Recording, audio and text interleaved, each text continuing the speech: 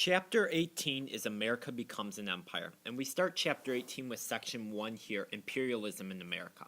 The big ideas for this chapter and this section are, what is imperialism? 2, in what ways did the United States embody the typical imperialistic spirit? And 3, how is imperialism seen through the eyes of a native Hawaiian? So before we start talking about imperialism, I want to review the idea of manifest destiny really quick. Now, manifest destiny is the idea that Americans had the God-given right to expand west to the Pacific Ocean and to incorporate some of Mexico's land. This drawing here, American Progress, does a phenomenal job of illustrating manifest destiny. First, you have Columbia here, who's the lady showing the settlers west, and she's guiding these settlers with her book of wisdom and her olive branch. She's bringing them from the light east with knowledge to the dark west where the land is unknown. Now, manifest destiny is important to remember because while the settlers went west, they eventually ran out of land as they reached the Pacific Ocean here. And as soon as they took over Mexico's land here and these new territories that they incorporated, there was no more land as they were bound by two oceans, the Atlantic and the Pacific, and then Canada, the lands that would be to the north, and Mexico to the south. So the only way that America could incorporate more lands would be to engage in a war with either their neighbors to the north or south, which isn't very probable nor realistic. So the idea of imperialism comes to gain a lot of ground. This is a key idea here in this section. Imperialism is the idea of extending a nation's authority over other countries by economic, political, or military means. So this means America would extend its own authority over other foreign countries economically, politically, or militarily. Now, as we start talking about imperialism, you may be curious to see if America was the only one to exhibit the imperialist thought. And in fact, America was almost late to the game. This is a map of the major colonial powers in the world of 1900 here. And as you can see, America in the light blue here, it really has no other colonies except for the Philippines, which we'll talk about later. That's the best example. By this time, other major European powers had already carved up almost the entire continent of Africa, excluding Liberia and Ethiopia here, who are in the neutral colors. They also carved up much of southern Asia to themselves, including Australia and New Zealand and them. At this time, America forced Japan to open its door to the west, causing Japan to replace its feudal society with Western ideology. At the same time, America also brings in China to open its doors to foreign policies. But the idea here is that America is not doing anything else that these European countries haven't already done and prospered. You can see they've colonized parts of South America as well. Now, the reasons for imperialism is different based on the country that engaged in imperialism. These three reasons here are the main reasons that the United States engaged in imperialism. The first is the desire for military strength. Admiral Alfred Monaghan urged the government to build the Navy's power up. He encouraged and lobbied for the U.S. government to build 9 new steel ships between a period of 7 years here, 1883 to 1890. And in doing so, the U.S. became the world's third largest navy. This is huge, as in this time, the U.S. didn't have a huge power around the world. They weren't a superpower like we are today. So this is really signaling to the world what is to come. Second, the U.S. had a huge thirst for new markets. At this time, America, with their huge influx of immigrants and workers, were making more goods than the country needed. So when you can do this, the country can export those goods to other countries. Now, in order to keep producing goods at the same amount and the same rate, the U.S. needed more raw materials. And raw materials, remember, are natural products like petroleum. that come from the earth that can be made into other products. So the US needed markets, one, to get the raw materials from, and two, to be able to export them. And when you take a country imperialistically, you can do this because you can force that colony to give you their resources, number one, and two, you can make sure that they are buying your goods. Think of America back in the Revolutionary time. Britain forced us to buy their tea, for example, which is what led to the Boston Tea Harbor incident. The idea that you are forcing your colonies to buy your goods. It makes sure that you are able to produce a large number of goods and you have a constant market for them. Then three, the belief in cultural superiority, that the United States spread Christianity throughout the world, and that we had the idea of social Darwinism in the economy. This used the idea of social Darwinism, the idea of the survival of the fittest, meaning that the U.S. economy is one of the fittest and would survive. Now, imperialism wasn't the only way that the U.S. would go and gain lands, and we'll talk about how they gained those lands tomorrow in our next video segment. The U.S. also engaged in buying lands.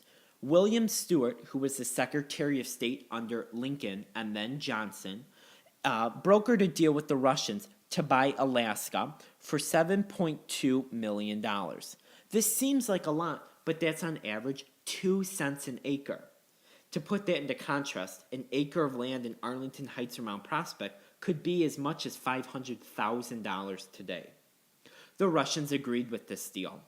The trouble was the House of Representatives didn't agree, and they thought this piece of land, so far removed from the United States, had no value, and in fact they call it Seward's icebox.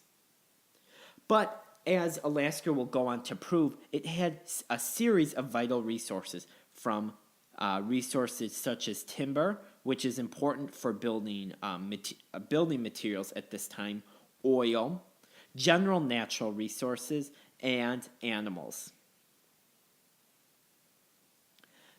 Because of Alaska's importance and its series of natural resources that are abundant throughout the state, Alaska did enter the Union as the 49th state in 1959, and it became the 49th star on our flag.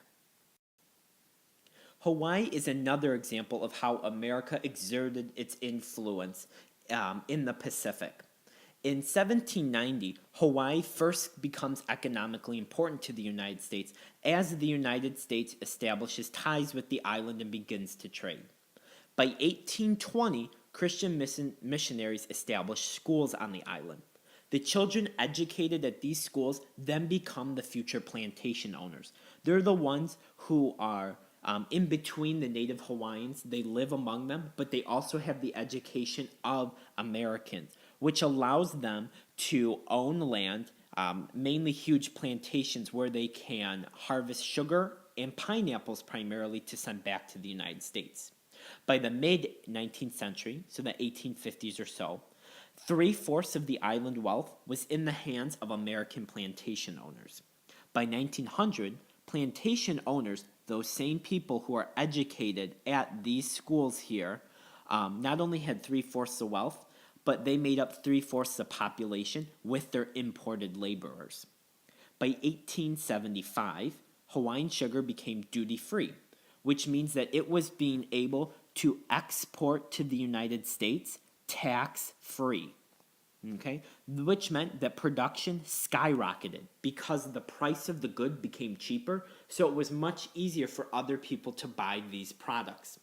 By 1887, the U.S. had pressured Hawaii to establish a naval base at Pearl Harbor here, which you can see is on the island of Oahu. This was used for the Navy to dock boats and to use as a refueling base within the Pacific.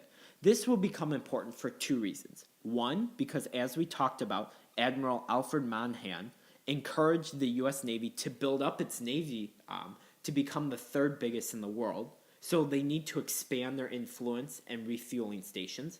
At the same time, we'll also talk about Pearl Harbor's importance geographically and for the U.S. entrance into World War II. So because of this, because plantation owners owned three-fourths of the wealth because they owned most of the, or controlled most of the population on the island. There was huge pressure to annex the island to the United States. Now remember, annexation means to take the island. This would mean that the U.S. government would take the Hawaiian Islands as their own, forcibly. In 1887, the plantation owners, who remember, owned three-fourths of the wealth on the island and controlled three-fourths of the population as they were under their employment, forced the Hawaiian king at the time to grant them voting rights. So now, those plantation owners, who would have been immigrants to the Hawaiian kingdom, now had legal voting rights. In 1891, Queen Liliuokalani, who comes to power after her brother, the king, dies, had the idea of Hawaii for the Hawaiians. She wanted to return the island back to the full control of the Hawaiian, and in doing so, taking away these voting rights of the plantation owners. This naturally angered the plantation owners, and they stirred up a revolution who overthrew the king. Now, this revolution was in favor of American business practices, and in doing so, they established Sanford Dole as their governor on the island. Governor in the sense that he was the president of the island. He was in charge of the island as the queen no longer had any legal power. She still was a figurehead for Native Hawaiians, but she had no legal power. When this news of the revolution and the new government got back to President Grover Cleveland, he became upset as these American business owners overthrew a sovereign nation, and he ordered that the queen be restored.